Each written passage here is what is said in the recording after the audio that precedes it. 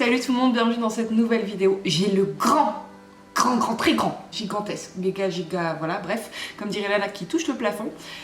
Plaisir de vous retrouver pour cette vidéo où on va parler de ma grossesse et plus précisément du premier trimestre. J'ai eu très envie de reprendre les vidéos de grossesse comme j'avais pu le faire avec Lana, sauf que je l'avais fait mois par mois pour Lana et là je vais regrouper les trimestres, je pense. Voilà, donc ce que je vous ai proposé, en même temps que je vous ai annoncé tout ça sur les réseaux, bah, c'est une petite FAQ où je vais vous parler de tout ce qui m'est arrivé en même temps que je vais répondre à vos questions. Voilà, on va faire d'une pierre deux coups, comme on dit. J'espère que cette vidéo vous plaira. Elle risque d'être un petit peu longue, donc n'hésitez pas à vous poser. Et si vous en avez marre de regarder ma tête, eh ben, faites autre chose en même temps. Moi, je sais que j'adore écouter des vidéos quand je prends la route pour aller au cheval. Donc en fait, je me fais des podcasts avec des vidéos YouTube. Ou alors je fais ma vaisselle en même temps, je fais mon linge, je plie mon linge, j'étends mon linge, je range un peu la maison et en même temps, bah, j'écoute. Voilà, c'est un petit conseil que je peux vous donner. Allez, c'est parti.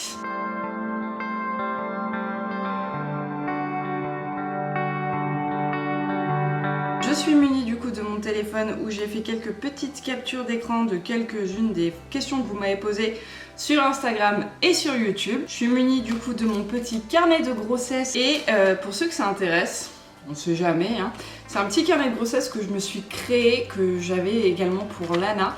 Bon, j'ai un parcours un petit peu particulier, hein, si vous avez suivi une des précédentes vidéos que j'ai sorties il y a quelques mois, voilà, j'ai malheureusement fait 3 fausses couches avant cette grossesse-ci et du coup j'étais assez suivie par mon gynécologue, mais je faisais aussi la symptothermie, donc ma courbe de température tous les mois, je faisais des tests d'ovulation pour bien la repérer, j'ai des cycles qui sont un petit peu irréguliers et longs, donc ça doit vous parler si vous êtes dans les essais bébés, et du coup je me suis donc arrêtée, là c'est mon mois où je suis tombée enceinte, vous voyez il y a mes tests de grossesse, mes tests d'ovulation, ma courbe de température, et du coup eh bien, je note en fait tous mes symptômes mois par mois, donc du coup je vais m'appuyer dessus pour illustrer cette vidéo. Attends, je suis essoufflée, voilà, ça c'est un des symptômes aussi. Faut que je parle moins vite. Alors j'ai Furka qui me dit félicitations, est-ce que vous connaissez le sexe du bébé ou est-ce que vous ne souhaitez pas savoir? Alors on souhaite le savoir, on ne le connaît pas encore, on va l'apprendre dans un peu plus d'une quinzaine de jours. Parce que la prochaine échographie c'est le 18 juillet et c'est là qu'on va découvrir le sexe. Par contre on ne pense pas l'annoncer ni à nos proches ni du coup sur les réseaux, simplement parce qu'en fait c'est un souhait de mon papa qui ne souhaite pas être au courant. Et au final, même avant qu'il nous émette son souhait, son envie de ne pas savoir, on s'était nous-mêmes posé la question de savoir si on faisait pas la surprise en fait à tout le monde à la naissance. Attendez, j'ai un appel. Allô? Oui, et toi? Oui. Voilà, autre symptôme. Je suis tête en l'air depuis que je suis enceinte. C'est abusé. Bref, j'ai ma coach en fait en embarquement. J'avais un cours ce matin à 10h. Elle me dit, je t'attends. J'ai oublié. C'est une catastrophe. Ah, je tiens à préciser aussi, le dernier concours que j'ai fait, j'étais enceinte et c'est aussi pour ça que j'ai oublié ma reprise. En 2 ans, ça m'est jamais arrivé, mais là, vraiment, je suis tête en l'air.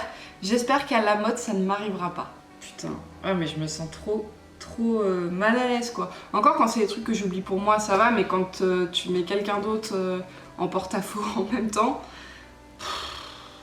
Je suis confuse, je suis désolée. Alors ensuite, Marine, félicitations, je suis heureuse pour vous trois, merci. Après toutes les épreuves traversées, vous y êtes parvenus. Profitez bien de cette grossesse et préparez bien l'arrivée de votre bébé. Ma question, est-ce que tes chevaux ont changé d'attitude depuis ton début de grossesse, aussi bien à pied que monté? En un mot, enfin non, en 3 mots, pas du tout. Voilà, non, franchement, ils sont restés égaux à eux-mêmes, aucune différence. La petite troupe... Est-ce que tu as les mêmes soucis de santé que ta première grossesse? Tu en as un peu bavé la première fois. Alors, je suis encore sous anticoagulants, j'ai les piqûres que je me fais tous les jours, comme pour ma première grossesse.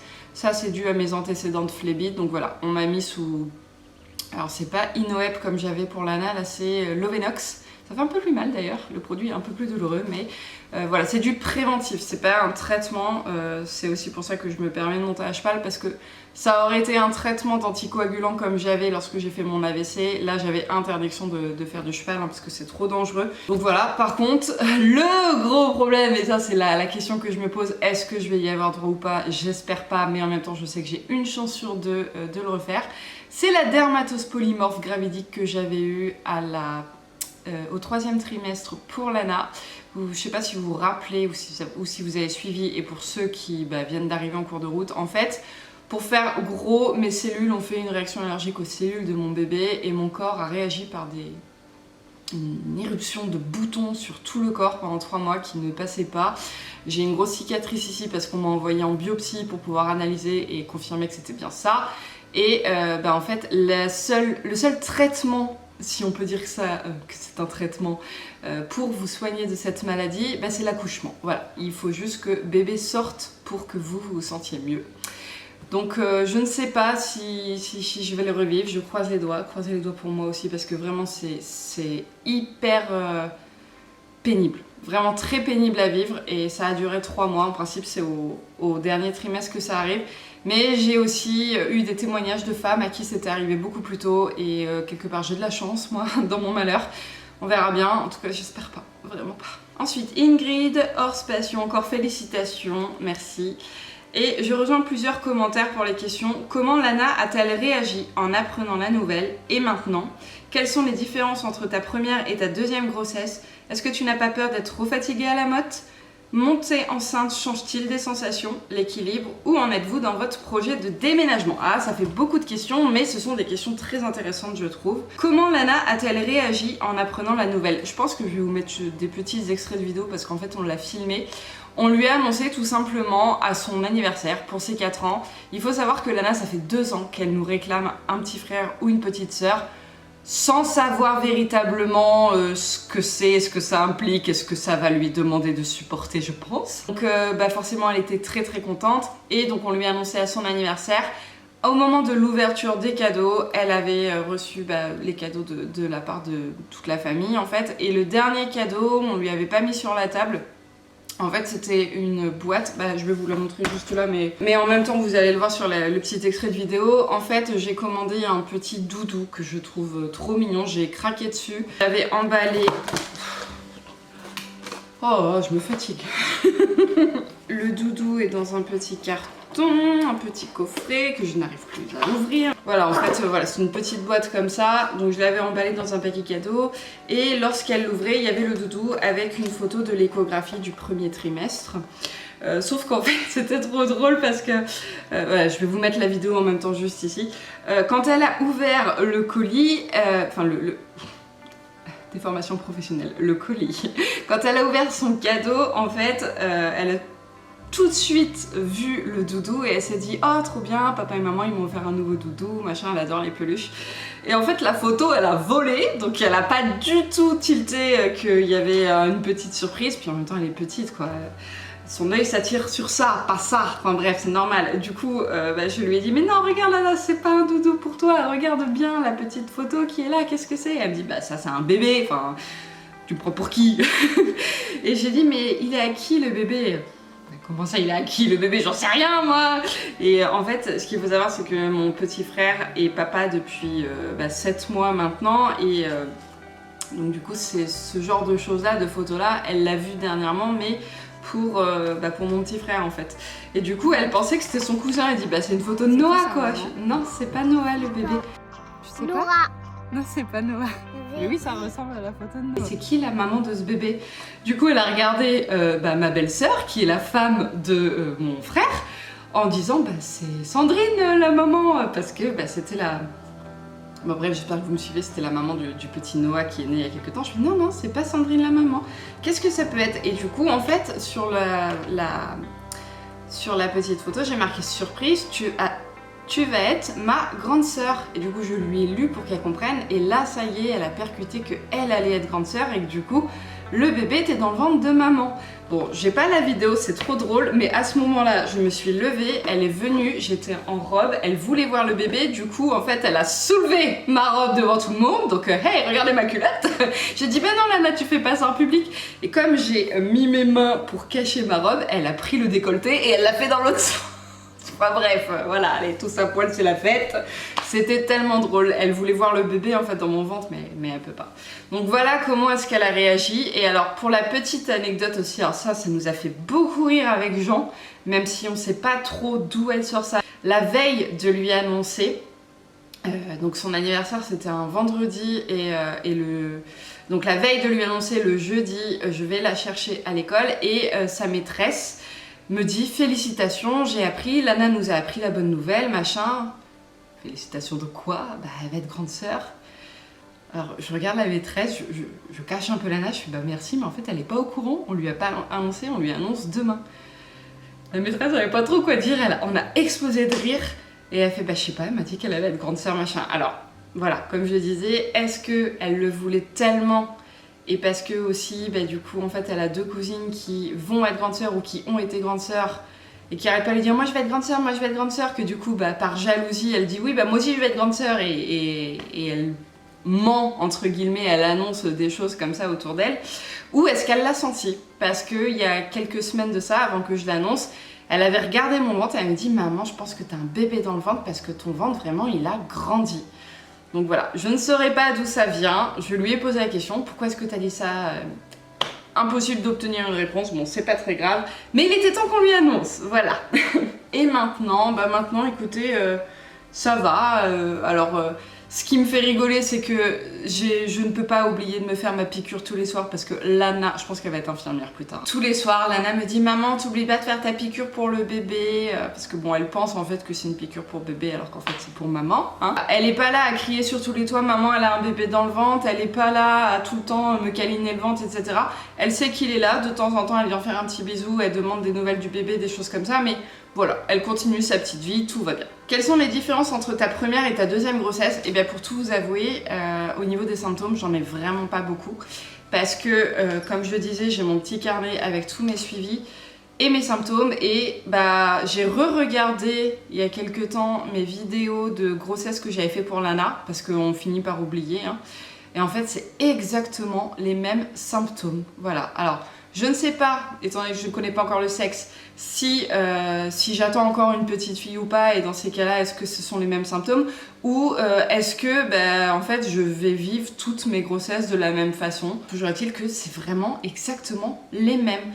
J'ai eu les nausées, j'ai eu les indigestions, j'ai eu les remontées acides, j'ai eu la fatigue, mais en plus grosso modo tout le temps aux mêmes semaines en fait. Par contre la seule différence que j'ai c'est que maintenant je suis maman donc je peux moins me reposer que pour ma première grossesse et je continue de monter à cheval alors que pour Lana j'avais complètement arrêté. Est-ce que tu n'as pas peur d'être trop fatiguée à la mode? Alors fatiguée non. L'appréhension que j'ai le plus en fait c'est que ça me tire au niveau du ventre, mais on a prévu de ramener la trottinette électrique et le vélo et je vais essayer en fait de m'économiser un maximum comme je peux, quitte à demander à Jean de marcher à Highboy à ma place. Donc non, j'ai pas trop d'appréhension. Après on verra aussi au niveau de la météo, la chaleur ça a tendance à accabler, mais ça qu'on soit enceinte ou pas, on subit quoi, voilà. Monter enceinte change-t-il tes sensations? Alors oui, l'équilibre. Oui, j'ai l'impression effectivement d'être attirée par le pommeau de ma selle, d'avoir le poids du corps un petit peu plus vers l'avant, mais ça se corrige vite, hein. J'ai aucun souci à me redresser. Pour l'instant, j'ai pas trop de gêne à ce niveau-là. Ce qui a été le plus compliqué pour moi de monter à cheval là pour le premier trimestre, c'est la douleur dans ma poitrine. Donc il fallait que je mette des soutiens-gorge adaptés. Et croyez-moi que si j'ai oublié de le faire, je le savais. et de temps en temps, ça me tire un petit peu aussi au niveau du ventre. Mais ce qu'il faut savoir, c'est qu'avant, j'avais tendance à monter 4-5 fois par semaine. Maintenant, c'est 1 voire 2 fois. Et en fait, j'adapte mes séances aussi en fonction des ressentis de mon corps. Par exemple, la dernière fois que j'ai monté mon cheval, j'avais un petit peu mal au niveau du ventre. Je me suis dit, je m'arrête là, en fait, ça sert à rien de forcer. De temps en temps, je descends en levant, enfin en mode toboggan, j'appelle ça, en passant ma jambe au niveau de l'encolure et non pas de la croupe, parce qu'il m'est arrivé de me faire mal en descendant, quand je me penche en avant, ça appuie le pommeau au niveau du ventre et voilà. Je le disais, hein, je monte encore à cheval parce que j'ai tous les feux verts médicaux, mais j'écoute aussi mon corps. S'il y a un jour où je le sens pas, bah je vais pas monter, je vais pas me forcer. Voilà. Je m'adapte et je monte raisonnablement. Où en êtes-vous dans votre projet de déménagement? Eh bien écoutez, ça y est, on a l'estimation de la maison, on a normalement tous les... On doit repasser à la banque parce qu'on avait fait une estimation d'enveloppe, en fait, de budget pour pouvoir déménager. Donc on doit repasser parce que c'était il y a 1 an. On attend juste de fixer le rendez-vous et on a fait aussi une visite d'une maison. Elle était géniale parce que... Enfin, elle était géniale. Bon, il y avait plein de trucs qui allaient pas, mais par contre, niveau localisation, les gars, je pouvais pas mieux rêver, puisqu'en fait, de la fenêtre de la cuisine, je voyais, pas mes chevaux, mais je voyais l'écurie. En fait, j'avais vu sur mon vent, elle est collée aux écuries et à mes chevaux. Mais bon, j'en ai pas eu de coup de cœur, et c'est vrai qu'il y a beaucoup de travaux dedans, et au final, elle est peut-être un peu trop grande par rapport à ce qu'on a besoin. Ensuite, alors Kema, déjà félicitations, merci. Est-ce que tu n'as pas peur de tomber à cheval en étant enceinte et que ton cheval t'embarque? Pourquoi prendre de tels risques? Alors forcément, j'ai peur de la chute à cheval, mais ça, j'ai envie de vous dire que c'est une peur que j'ai déjà quand je suis pas enceinte. Moi, je suis pas le genre de cavalière trop casse-cou, donc je vais pas me mettre en situation dangereuse. Je ne suis pas à l'abri, c'est vrai, des réactions de mon cheval, ça reste un être vivant, mais autant pour Nomade, je dis pas, j'aurais peut-être eu un petit peu plus peur, parce qu'il est beaucoup plus vif, il a des réactions très vive, il embarque un petit peu des fois, je perds plus facilement le contrôle sur Nomade qu'avec A-Boy où je suis un petit peu plus rassurée. Pourquoi prendre de tels risques? Alors je considère pas que je prends des risques puisque comme je l'ai dit, je monte de façon très modérée, je prends pas le risque si je sens pas mon cheval, bon ça m'est jamais arrivé mais si je le sens trop chaud bouillant ou quoi, ben je vais pas monter dessus. Et encore une fois, comme je le disais tout à l'heure, j'écoute aussi énormément mon corps. Et si aujourd'hui j'ai trop mal au ventre ou que je le sens pas ou que je suis fatiguée aussi, je monte pas, c'est pas grave, je ne me force pas. Émilie, coucou, j'ai suivi ta vidéo que tu avais fait sur vos difficultés à avoir bébé 2 et franchement j'ai été très contente pour vous lorsque j'ai vu que vous aviez réussi. Alors merci beaucoup. Du coup j'avais une question, est-ce que tu penses que c'est grâce aux médicaments hormonaux que vous avez réussi à avoir bébé 2? Encore félicitations à vous. Merci, merci, merci. Eh bien non, c'est pas grâce à ça, même si après mes fausses couches, mon gynécologue m'a mis donc sous... c'était quoi que je devais prendre? Progestérone. Ouais, j'avais de la progestérone à prendre donc pendant 3 mois et il m'avait dit si au bout de 3 mois vous ne tombez pas enceinte, dans ces cas-là, vous reprenez rendez-vous avec moi et on commencera à parler d'assistance, de FIV, de PMA, de choses comme ça. J'ai donc pris pendant ces 3 mois la progestérone et je ne suis absolument pas tombée enceinte. Et en fait, le mois où je devais prendre rendez-vous avec mon gynécologue pour partir sur ce parcours, j'ai pas pris mon rendez-vous. Simplement parce que moi-même, dans ma tête, je me disais non, c'est pas possible. Comme il l'a dit, tu as réussi à avoir l'ANA naturellement, donc ne pars pas dans ces procédures-là, laisse la nature faire. Tant pis, ça va prendre le temps que ça va prendre, tu vas peut-être refaire des fausses couches, t'en sais rien, mais je me sentais vraiment pas prête en fait. Je voulais un bébé, mais pas au point de franchir le seuil, d'être aidée médicalement. Et je commençais à me dire, tu as déjà la chance d'être maman d'une petite fille, peut-être que tu n'auras qu'un enfant, et je commençais à me faire à l'idée en fait que je n'aurais pas de deuxième. Et bingo, je suis tombée enceinte à ce moment-là. Donc comme quoi, je dirais pas que j'ai lâché prise, parce qu'on dit tout le temps arrête d'y penser, lâche prise, machin. Non, quand tu veux un bébé, tu ne peux pas ne pas y penser. Et preuve en est, j'ai continué les tests d'ovulation, tout ça. Donc j'ai vraiment continué en fait ma vie comme avant. Mais je n'ai plus pris la progestérone ce mois-ci et ça a marché, je suis tombée enceinte. Alors par contre, quand j'ai su que j'étais enceinte, là je les ai repris, mes ovules de progestérone, parce que comme ça aide en fait à favoriser l'implantation, j'ai dit tu prends pas de risque, donc tu les prends. Voilà. Donc non, j'ai pas été aidée par tout ça. Ça s'est fait naturellement, gros coup de chance. Et je ne saurais pas expliquer pourquoi cette fois-ci ça a marché et pas les autres fois. Kinta Julie qui me demande Comment as-tu réussi à gérer émotionnellement entre la joie de la bonne nouvelle et le stress que ça se passe mal de nouveau? Je suis passée par là et je sais ô combien ça peut être très compliqué. Alors effectivement, ça a été compliqué, mais en même temps je me suis projetée, j'y ai cru en fait un petit peu plus rapidement, dans le sens où les prises de sang que je faisais avaient des résultats au niveau des taux des hormones bêta-HCG plus élevés que pour mes 3 fausses couches précédentes, donc je me disais bon, ça déjà c'est un petit peu plus bon signe. Par contre, là encore à l'heure actuelle dans le 2e trimestre, je ne peux pas m'empêcher de regarder à chaque fois que je vais aux toilettes mon papier. Je peux pas m'empêcher de m'imaginer du sang en fait. Donc je pense qu'en fait c'est un traumatisme que j'ai et qui va me rester peut-être pas jusqu'à la fin, mais un bon moment, et qui a laissé des séquelles en fait psychologiques et émotionnelles effectivement. À chaque échographie, rendez-vous que j'ai eu, quand on entendait le cœur, je pouvais pas m'empêcher de pleurer. C'est un soulagement et en même temps c'est une crainte, vraiment la grossesse que je vis actuellement. J'ai hâte de le sentir vraiment tous les jours, parce que là je sens bébé depuis le 3e mois, mais de façon tellement irrégulière. En 1 mois j'ai dû le sentir 4 ou 5 fois bouger, et encore c'est très discret. Mais du coup, en attendant de ne pas le sentir, rien ne t'indique que tout va bien pour lui, à part quand tu fais les échographies et tout. Donc c'est un stress effectivement. Alors j'ai la chance aussi de pouvoir m'occuper l'esprit en tant que maman, en tant que propriétaire de chevaux, en tant que travailleur indépendante, et puis avec toutes les choses qu'on a à faire dans la maison.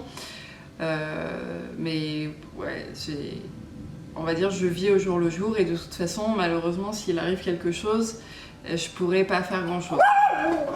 Ensuite, Amélie, je suis toujours super contente pour toi pour cette 2e grossesse. Tu as tellement eu d'obstacles pour la FAQ grossesse. Est-ce que tu préférerais fille ou garçon?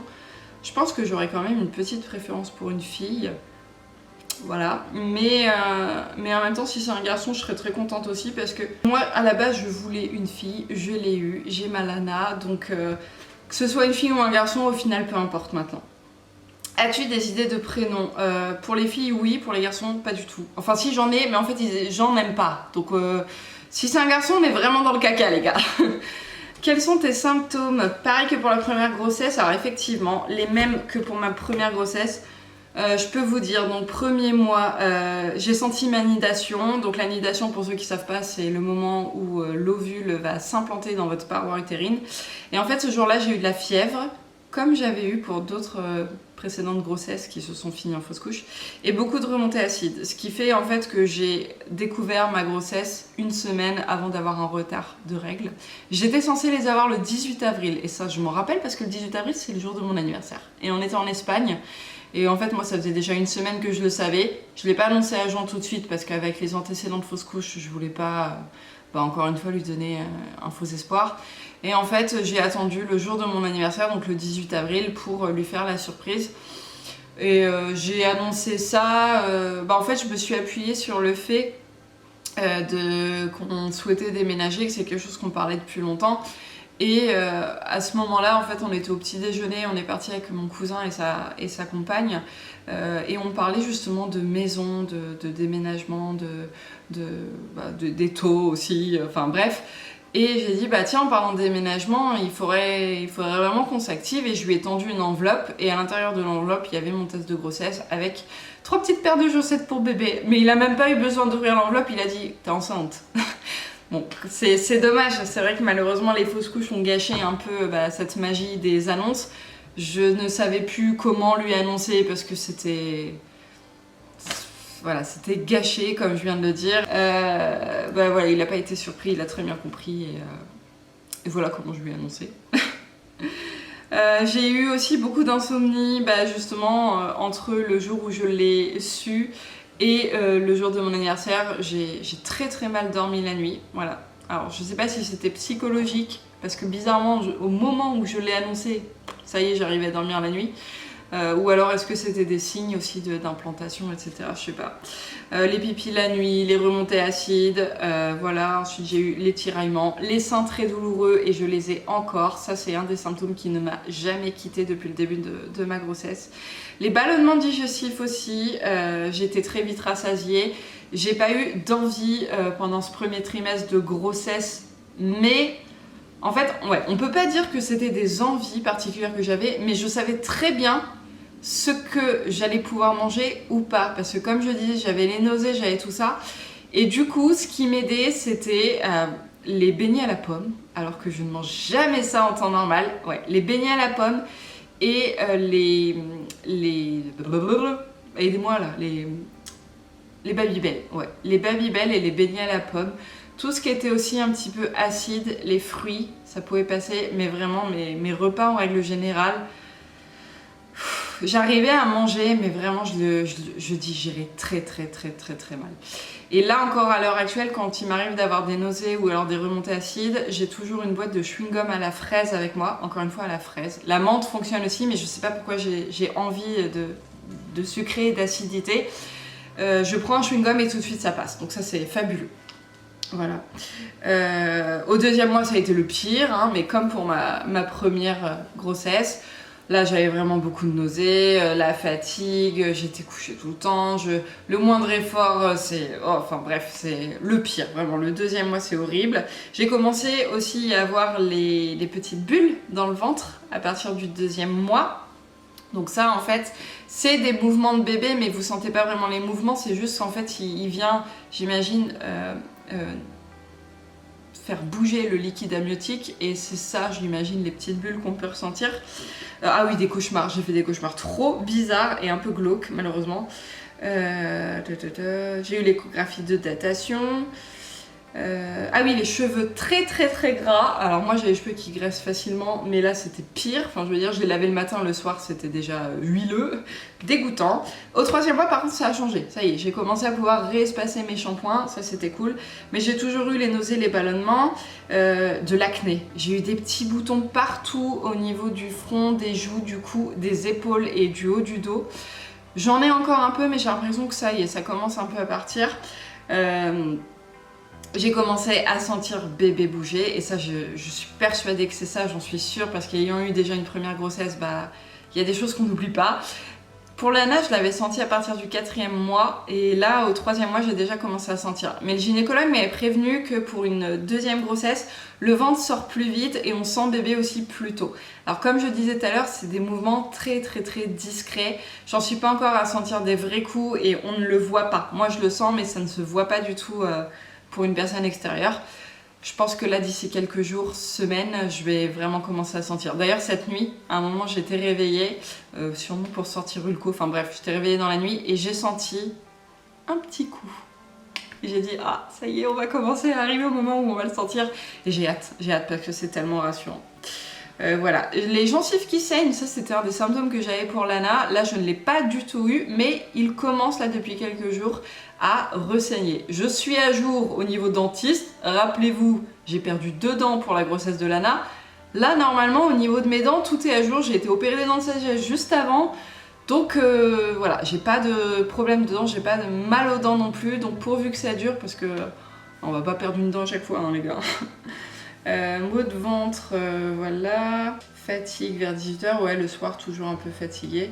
Et c'est tout ce que j'ai noté, parce qu'après on passe au 4e mois, mais ça fera l'objet d'une prochaine vidéo. Ensuite, donc Amélie, elle me parlait effectivement de mes symptômes. Est-ce que tu as été stressée quand tu as appris que tu étais enceinte, peur de la fausse couche? Oui, comme je disais tout à l'heure. Est-ce que tu vas monter à cheval jusqu'à la fin de la grossesse? Ça, j'en sais rien. Comme j'ai dit, je vis au jour le jour, en fonction de mon corps, en fonction de ce qu'il m'envoie, donc on verra. Suite à tant de fausses couches, est-ce que tu as un suivi de grossesse normal ou bien un suivi un peu particulier? Eh bien je vous avouerai que je m'attendais à avoir effectivement un suivi un petit peu plus poussé, mais alors pas du tout, non, vraiment pas. J'ai autant de rendez-vous que pour ma première grossesse, les échographies également, j'en ai pas plus que pour Lana, donc non, ils ne m'ont pas fait un suivi particulier. En même temps, j'imagine que comme je suis pas passée par la PMA, tout ça, ils estiment que je n'en ai pas besoin. Ça a été une grossesse naturelle, pour l'instant tout va bien. Donc tant mieux quelque part, même si ouais, j'étais étonnée. Je m'attendais vraiment à ce qu'on me suive un petit peu plus. Et d'ailleurs, j'ai insisté quand je suis tombée enceinte au début et que j'ai pris mes premiers rendez-vous. J'ai énormément parlé de mes antécédents de fausses couches, dans l'espoir justement d'être un petit peu plus suivie, mais c'est pas le cas. Mais comme tout va bien, je me dis que voilà, c'est pour ça. Bon, et bien cette vidéo est assez longue, je trouve. Je vais avoir pas mal de taf au niveau du montage. Je vais essayer de vous raccourcir ça parce que là, je pense qu'elle va durer sinon 40 minutes. Au final, si elle dure 40 minutes, c'est pas grave, hein, vous la regarderez en plusieurs fois s'il faut. Voilà, je vous remercie en tout cas d'avoir posé toutes ces questions. Et puis, on se retrouve très bientôt pour une prochaine vidéo équestre. Et dans quelques mois pour la vidéo du deuxième trimestre. Voilà, je vous fais à tous de gros bisous. En attendant la prochaine vidéo, prenez soin de vous et prenez soin de vos chevaux. Salut! Et de vos bébés.